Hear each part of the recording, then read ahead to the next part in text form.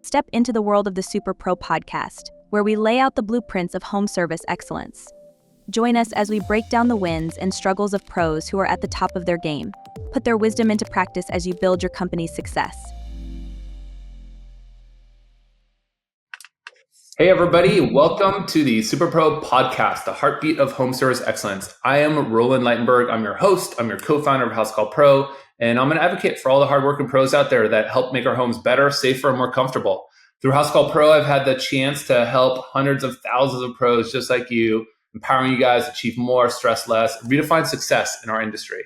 Today, I'm super excited. I've got Jenn Graff from Daryl's AC and Heating, and we're going to be chatting about all kinds of different stuff today. She's a super active community member. They're up to 12 employees. They've got 6 trucks on the road. They're going to be adding a couple more trucks. Their goal is at $4 million this year. So pretty lofty, pretty crazy. I'm just super excited to jump in here and dive into their journey, the challenges they've overcame, and some insights, some golden nuggets we're going to try to extract out of her. So welcome to the show. How are you, Jenn? I'm good. How are you? Nice. Welcome. So you guys started the company with $250 in a truck. Why'd you guys start the company, 20 years ago now? 21. So Daryl is we live in Houston. We live in the Houston area. Daryl grew up and was raised in the Austin area, which is just, a couple hundred miles away. He went to trade school after high school when an injury took him out of he was set to go play professional football or baseball. He could have gone either way. Was in a car accident. Truck threw him. Was thrown out of the bed of a pickup truck, broke his back. Ooh. Sports was gone. Right. So he said, you know what? I'm going to go do something that it's kind of always interested me, but I wasn't planning on going that way because I was going to play sports.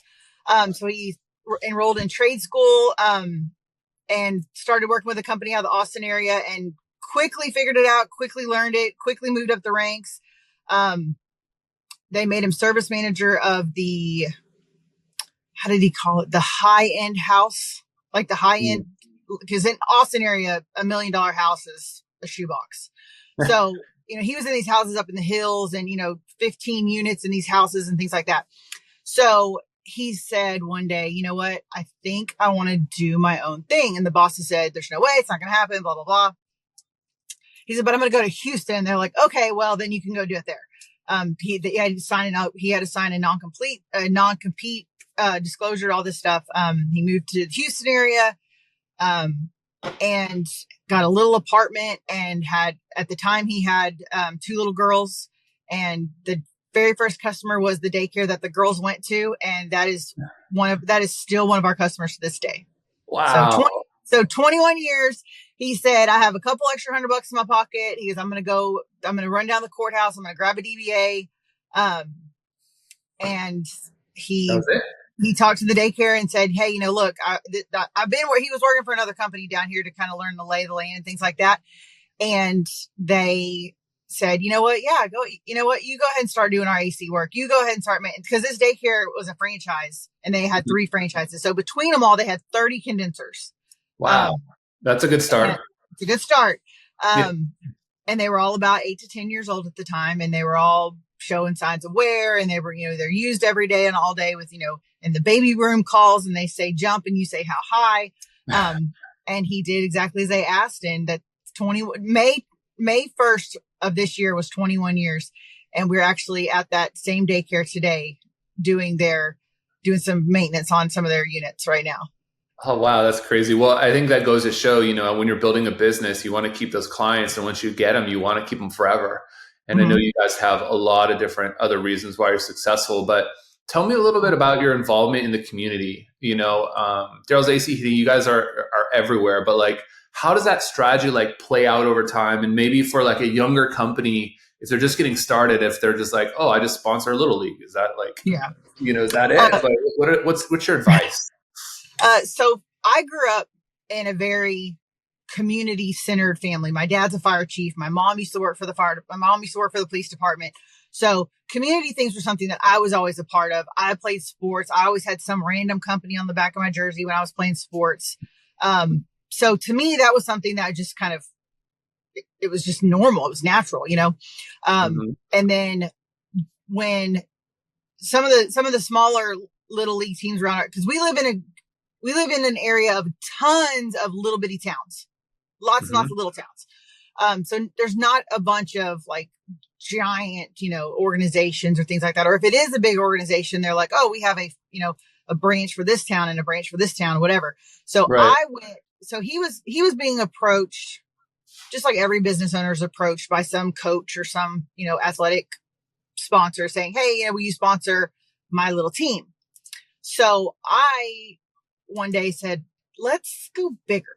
And he goes, what do you mean? I said, I'm going to reach out to Bay Area Little League versus, small town USA Little League. So I went up and went out and I said, I want a team from every town.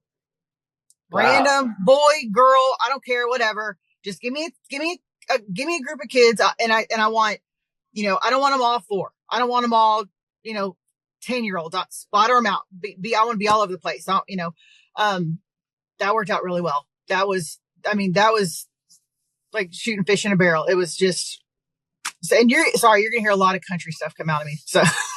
Well, this is good. I like the analogy. So you went up to the kind of the parent organization and said, hey, I want all age groups, all towns, one in each town effectively. Because you've got so many like little towns in your area, you're able to like cover a really large swath pretty easily. Well, because what they do is they make the coach go out and push for the teams. So then I just kind of called him. I said, look, I know there's got to be at least one team in every group that's struggling. Give me that one. Give me the coach that can't get out there because he's working 2 jobs to pay for everything he's doing and he can't go drum up a sponsorship. Give me that group of kids. Let that work. So that was a big deal. The other one of the biggest things that we did in the town that we live in. So we have 4 daughters. There is absolutely zero reason you will ever see me or Daryl or our trucks or our children at the boys' baseball field. There's no reason to be there, right? So you'll see me in the car rider line. You'll see Daryl driving around town. You'll see us at dinner, but you'll never see us at the baseball fields. So they went through the town that we actually live in. They went through and did this big revamping of the Little League park, and they put up four fields, really, really nice scoreboards. And we got approached as, is there anything that we would like to contribute? And I said, I want a field named after me. And he goes, what? And I said, why not? I said, and I told the person that was doing this, I said, think bigger. I said, don't go out and try to find 100, don't go out and find $100 sponsors. Think bigger. Mm-hmm. So I said, this town has got enough big businesses, and I already had them in my head that I was going to tell them, go talk to these people because they'll totally do it too. And so if your kid signs up for Little League, they're not playing on field 2. They're playing on Daryl's field. So all the people that come to this field from other towns in the area, or the people that may not ever see us because we're at the soccer field all the time, they're not soccer kids, or they have all boys and they don't ever go to girls' sporting events. That was so monumental in building us, because it was literally half the town that wouldn't know us, that wouldn't see us. Or someone from another town would be like, oh, I've heard of Daryl's before. And then their kid gets a roster and they're like, oh, we're playing on the Daryl's field in Friendswood today. And it was just clicking in these people's heads. And that worked. That worked really well. And the other big thing we did was the shopping mall in our area has this big center grassy area that, they play movies certain times during the year. The kids, they have like a bunch of, chairs around the edge, like the parents can hang out and the kids run around the AstroTurf, and it's Christmas lights and the holiday times and things like that. But on that TV screen, it was just a constant rotation of advertisements. Our colors are all red, white, and blue. Everything we have is red, white, and blue. We took a neon yellow, ginormous background, slapped AC repairman across it diagonally, phone number at the bottom, and TACL number at the bottom, because you have to have all that when you live in Texas, everything you do. And that was literally all that was on this. So it was like people were going, what the hell is AC repairman? And they would go to the website. That first month, our website traffic tripled because people were like, what is that? Because the kids are running around playing and they're acting a fool and they're just doing their thing. The parents are looking at the screen and looking at their phones and things like that. Because we also had geofenced we'd done some geofencing with our website. So if you were at the mall, it was something that was populating in your news feed and things like that. So they might have seen that. They might have seen Daryl's pop up in their news feed. And now all of a sudden they see this giant yellow board that pops up and they go to that website. And then that's another correlation to the business. And things just went crazy. It was wild. I think something to take away for maybe some of the smaller businesses, they're like, oh my gosh, I don't even know if I got the budget to be able to do something like that. But I think just even doing what you're doing on a smaller, maybe even like geo-concentrated kind of a strategy. So don't do like all the townships or don't do all the little counties or don't do all the little cities, but like focus, but do a lot of different things that maybe are not as common and a little more out of the box and maybe more community centric. Because I think once people start talking about it and seeing it, like you mentioned, they see it on the web, they see it on the field, they see it, on the roster, they see it in different places. It just starts to kind of stack. And so if you can do that, you have a small budget, just kind of shrink the size and be able to do more different touch points, not just the same touch point over and over and over again. So we've done small little campaigns like that. We did one a couple of years ago. We have a friend who owns a company who does like the promotional products, little backpacks and banners and crazy stuff like that. We had him make 1,000 just like writing pens, just ink pens that were red, white, and blue, and the little bit bigger ones. So they're kind of easier to hold and things like that. And every time we went to, because, we're living in a world where cash is no longer the thing that people deal with. So everyone has a pen or needs a pen to sign their credit card thing at restaurants. This was years ago before everything went super electronic.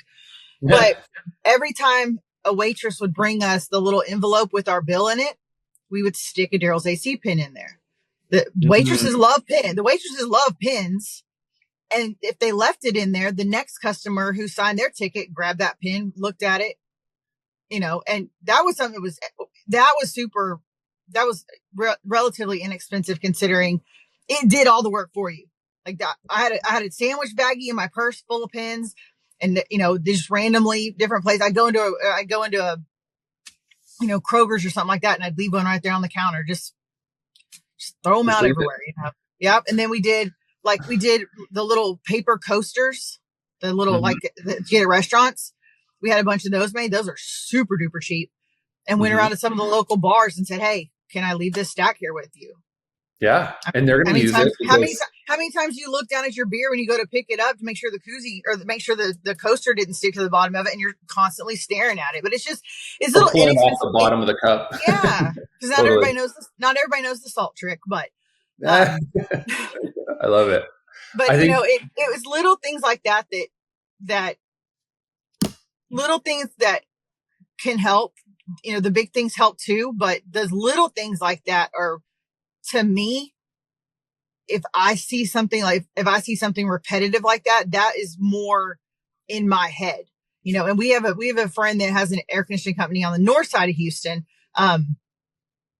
And so we do Ream and Rude. We're what they call Rude Pro partners, which means we do, X amount of dollars per year with them. And we were at a meeting, and it was a pro partner meeting, and they were trying to bring in other companies and see if, they would be interested in joining the program. And I was talking to the VP of Rude we've known him for years.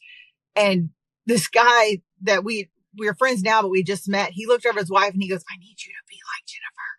I need you to be more like Jennifer," because I'll just walk up and be like, "Hey, question," just stuff like that. But he's trying to build his business. And I told him, I said, start small. I said, don't go jump out and buy a baseball field. Don't be crazy. You're not there yet, buddy. But go do that little tiny stuff. Cause his wife called me one day and she's like, "I'm trying to make these posts." Cause on Facebook, every town says, Tuesdays are business only post pages like that. And she's like, "How do you keep it all straight?" And I said, "I have a thing in my calendar every day that pops up and says, these 3 cities are Monday only. This one's on Tuesdays. This one's on Wednesdays." And she's like, so you just wake up in the morning and just post something? I go, no, think about when you're on your phone. She's like, what do you mean? I said, aren't you sitting on your phone in the car rider line? She goes, yeah. And I said, I post 30 minutes before car rider pickup in the afternoon. I find out when the drop off and when the pickups are, and post at certain times. That way I'm at the top of the feed. I said, some days I'll post when I know mom's sitting at the baseball field bored because her kid's practicing and she's scrolling her phone, things like that. And they actually just recently joined Housecall Pro. They have an air conditioning business and a pool business. So they just joined Housecall Pro with a pool business. But she said that they've already, like, little things like that have already been so helpful in growing them this year. And so I like a lot of the things that you're talking about are very like growth hacky, cheap to do, easy to start. There's no reason why any small business couldn't do it. And then what I also I just reflected off of my day. Like, what does my day look like? Put yourself, and that's like the golden nugget here, put yourself in the shoes of the end consumer. So yeah, if they're watching games here or they're sitting in the pickup line for school here, like those are the times to do it. And I feel like putting yourself in the shoes of your customer is always a good idea in so many aspects, not just the promotional side, not just the marketing side, but the whole experience. Daryl and I just had that conversation the other day too, because he was typing up a bid for someone, and he put in a certain verbiage, and I said no. I said, just try this way and see what you think. And he goes, why? And I said, because that there's that one store that I like to go to, and if I spend $1,000, I don't care. But if I get my receipt and it says, woo, you saved $500 on that, I said, that makes me happy. I said, people want to see, I said, don't discount it up here. I said, show them what you are saving them. Make it obvious that this is the discount that you are giving. Don't bury it. Like, don't bury the lead. Let that discount line pop. And he goes, fine, I'll do it your way. That afternoon, he had $125,000 in approved invoices from just bids sent that morning. Wow. And just by following that kind of simple thing, it's like, what do people save, not how much do they spend? Right. And he goes, and so we went back through, and he goes, well, what do you want to look at? And I said, I want to see the email addresses. I want to see who approved these bids. And every single one of them was the wife. And I said, you know why? Because you showed her what she saved. You made that pop right there. I said, you have to talk to the person who, who's making the decision. The husband might be paying for it, but she's at home with the kids sweating and they're screaming and hollering and, hot all day. And that's how we do our bids now, because it worked. It was something that was just it was just literally moving something from A to B was just, so it's something like that sometimes you don't think about. But that's like you said, I put myself in the end user position, and I said, this is what I would want to see. This is what would make me want to go here versus, here. And it worked. I mean, it was huge. That's funny because you just totally triggered something. My wife never comes back from wherever she goes saying like, look how much I spent. She always comes back and be like, you would not believe how much I saved. Like, look how much I saved at TJ Maxx or whatever it was. It's like that's always the line. That's the one that stands out. Now Daryl will tell you, if you save 30%, that means it was 70% too expensive. I'm like, that's not how it works. It's not how we think. Get out of that's not how we think. And he's like, all right, I get it. So he fought me on it for a little while, but like I said, he put those bids out that day, and I mean, his phone sounded like a pinball machine that afternoon with all the approvals coming through. Yeah, I love that. I love the analogy. I can like hear it, like ding, ding, ding, ding, ding, ding, ding. Yeah. What are some? It's 106 today, so it already sounds like a pinball machine. Anyway, it's hot in Houston. Oh my gosh, that is too hot. I don't know if I could survive without AC, which is good for you guys, right? It's good. We did a install Father's Day morning for a family who they had a funeral that afternoon. Oh.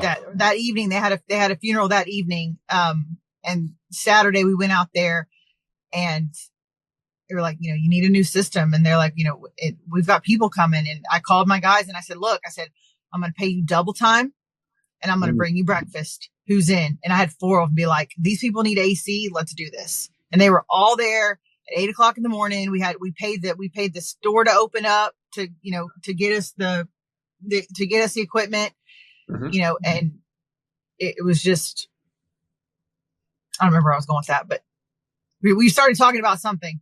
Well, it's good going above and beyond and doing Yeah. things, and then even with your team, you're not asking them to come to work and not giving them something for it either. You're No. just like, I'm going to be there to bring breakfast. Like, I'm going to pay you double time, and so you're leading by example, and you're doing right by your employees, and they're doing right to your customers. And that was probably like a really, I think if you do a lot of those micro moments like that, that's what gets talked about in the community too.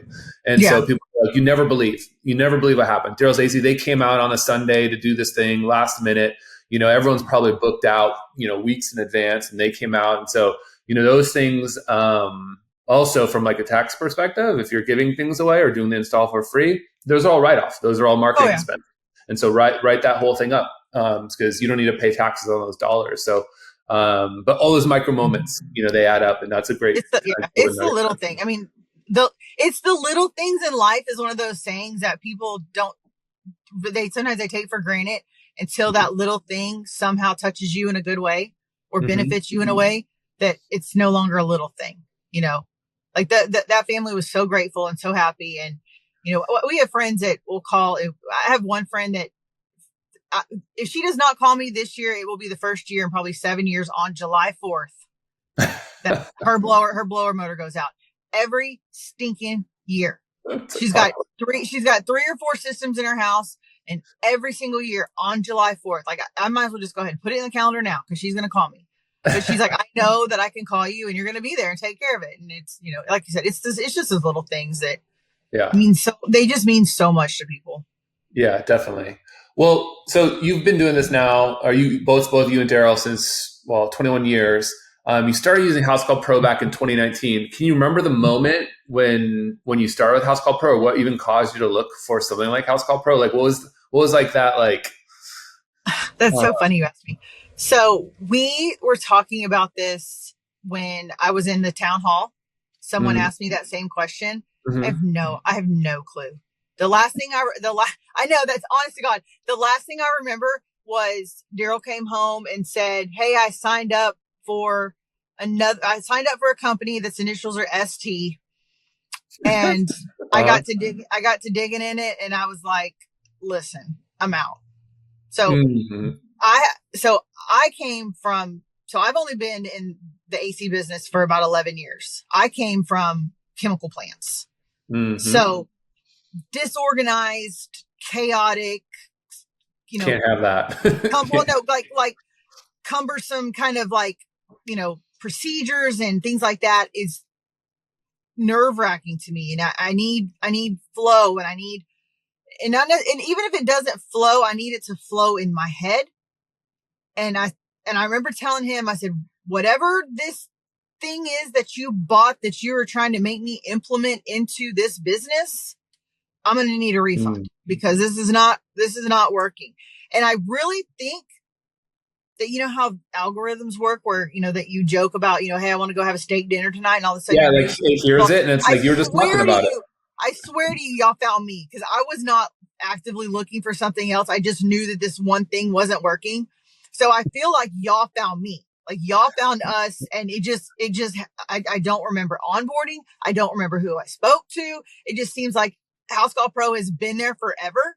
And I have stacks of 4-inch binder notebooks to prove that y'all haven't been there forever because, that was something that before. I've still had paper cut scars to prove we used to be a pen and paper company, so I don't ever remember a time that y'all were not in our daily conversation or our daily life, but I know it's only been 5 years. It just seems like, that was asked of me the other day. And I said, that's so funny. I honestly think y'all found us. Yeah. Like a stray dog, you just showed up on our porch and there we are. I gotta give kudos to the marketing and sales team then, because they got a knack for doing that then. They did good. They did good. Well, so you've been using Housecall Pro now for a while. What's something that you are using now that you're like, oh man, I should have been using this since the start. I should have been using this since 2019. We started basically with just scheduling. It was just a scheduling platform kind of thing. And then we got a little bit busier. And we we found Housecall Pro Assist. Now we found Housecall Pro Assist in its infancy. It was difficult. It was early. It was early, and it was a lot of like, no, not like that. No, not like that. And then our off season, we have what they call shoulder seasons, because we go from unbelievably hot to just nothing. Yeah. Because you're not going to spend, you're going to go throw an extra blanket on the bed for our 3 whole weeks of winter we have, So like the heat, we don't even need the heating part on our name, because it's useless. It's not a money making part of our business. So we got into our off seasons, and we turned Housecall Pro Assist off. And then, we just recently went back to it, and I told him, I said, okay, cause there's been a lot of conversation about it on the community page. And I will tell every single person the same thing. It is just like an employee. You have to train it. Yep. You cannot just hand it a screwdriver in a van and go, sink or swim. It doesn't work like that. You have to train it. So we've gotten it to where now that when we roll over to Housecall Pro when we need it, or when we roll over to Housecall Pro Assist, it's flawless. Yeah, you got to put time in to get it. You got to put time in it. Yeah. For sure. We do not use online booking, and I'm trying to convince Daryl that we need to try. There's a few people that have helped me. Chris Plunkett's our Conquer coach. Oh yeah. And he's team online booking with me, and he's like, come on, Jen, we got to get him on board with this. And I'm like, I really do think I'm just going to flip the switch and just tell him I did it. Cause I really think it would be beneficial. Totally. I know I like it. Like I told him, I like to be able to be laying there at night thinking about something, grab my phone and go, okay, I booked it. Cool. We're done. Yep. So I may just flip the switch and, but, and add it to the bill.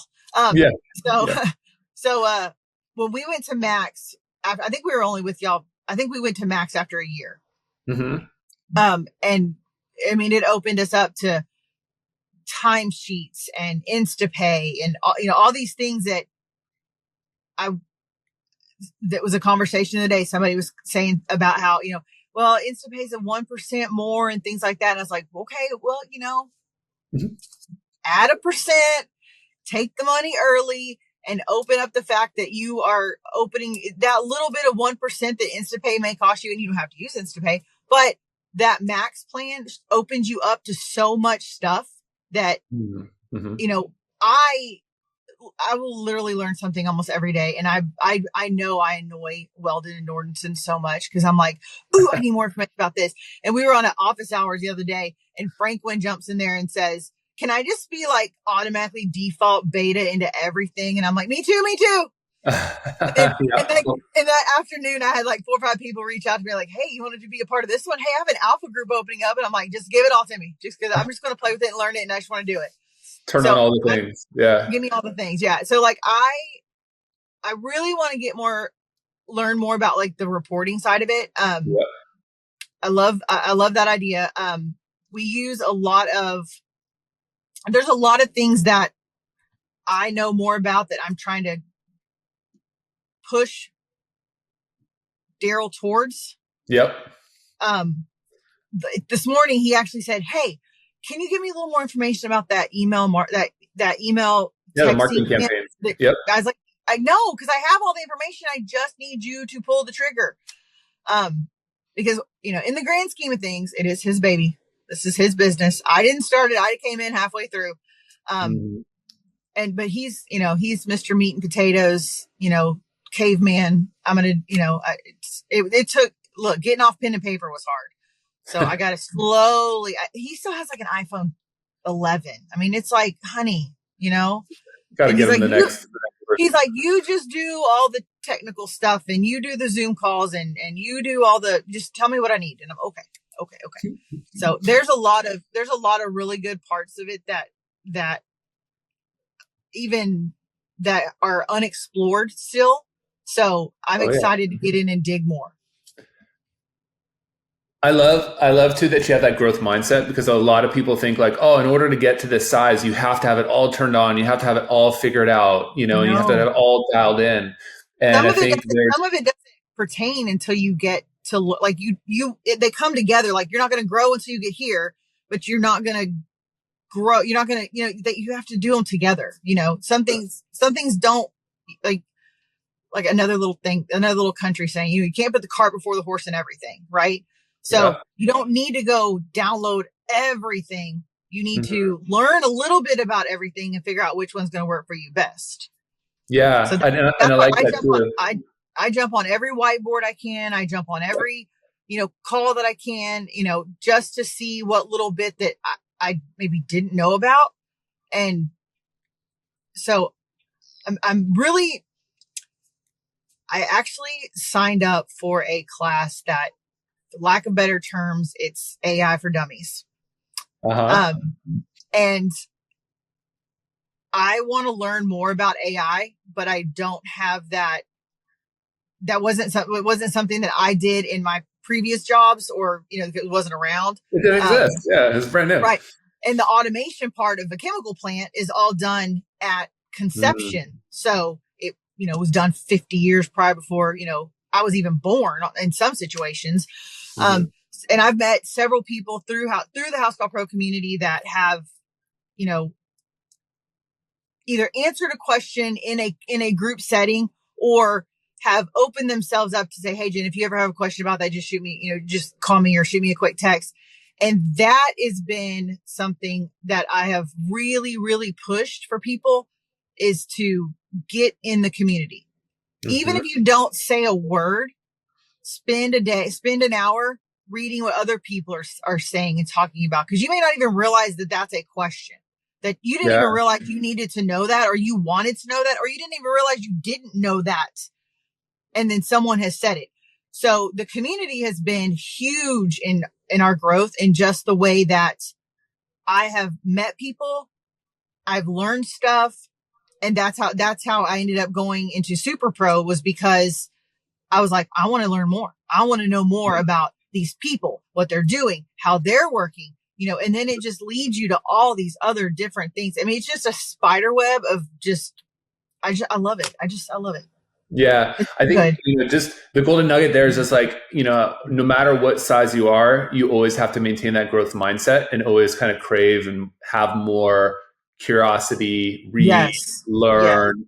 You never have learned it all. You never know it all. You've never encountered every single situation before that everyone else has. And I think with a community, you get exposed to so much. You get exposed to so many people's opinions. You get exposed to so many different people's workflows. I think if you've been in business for a while, you probably have certain things that are set in their ways, but maybe there's other workflows, other ways to do things that you hadn't considered, because you'd never thought about it, or you never encountered it, or you just never wanted to. But you don't realize it's broke until you start fixing it on some, in some things. And it's, like I said, you may not even realize that you had a question to ask until you read it. And then you're like, oh, I want to know that too. That's right. I want to know that too. And you see a lot of people in the threads, they'll comment like following, and that's just because that's something, or they'll put like a little period or whatever. So that way they get a notification for Facebook if there's like a reply. But, there are obviously lots of posts across the Housecall Pros group, a Superpro group. If you're in the Superpro group, we have the Lady Pro group for our Lady Pros. So there's multiple different places for you guys to learn. And, if there's one gold nugget you take away, is just keep learning, just like Jenn, because you can get to her size, or her and Daryl's size company really easily without even doing all the things. So don't feel like just because you're not using all the things yet that you're behind. There's always more to learn. And with Housecall Pro, we keep shipping out more features based on what we hear our customers are asking for.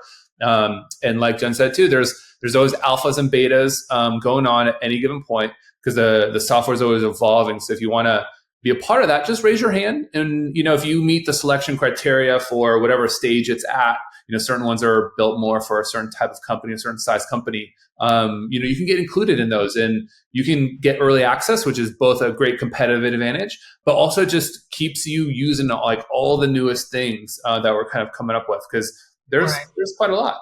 There's a lot. Yeah. Because there's some people that say, oh, well, who do y'all use for, somebody made a post one time on the Housecall Pro pages. Who do you use for scheduling? And I was like, wait, what? Yeah. Right here. Like, it's all right here, and I reached out to that person, and I talked to her probably 10 or 15 back and forth. And she's like, well, she was just on the basic plan and things like that. And she was like, well, how do you use Housecall Pro? And I went down this list of stuff, and she was like, oh, awesome. And then like a month or two later, they said that's when they reached out, and they were like, we're going to do like an affiliate program. And I was like, dang it, I missed one. But yeah, just learn, like, just get in there and learn it. I tell my kids this all the time. You just, you don't know what you don't know